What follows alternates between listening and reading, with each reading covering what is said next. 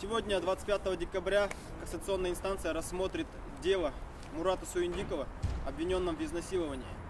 Друзья, родственники Мурата не верят в то, что он насильник, и они подготовили свои аргументы в пользу его невиновности. Дело из 6 томов было в тезисах изложено вот этих фактов, которые они сегодня покажут.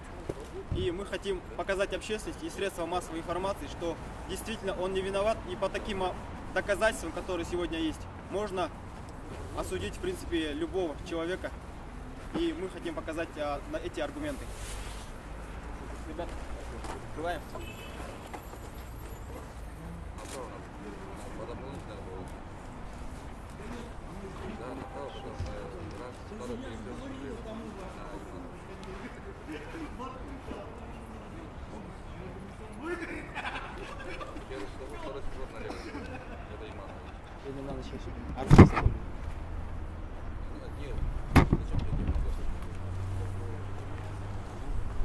Да, вот. Перекресток проезжайте.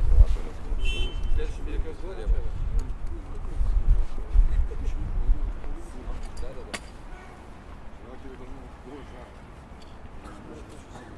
Да, ее проедем. Вот перекресток перед тобой. Ее проедем. Сейчас, ребята, крупным планом снимем, потом дойдем, погреем. Нет, налево. Надо вот еще раз выйти, еще раз. Ну вот, Найманова налево.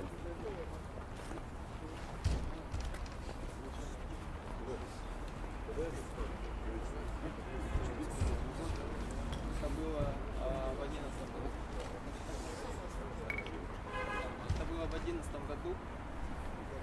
В апреле.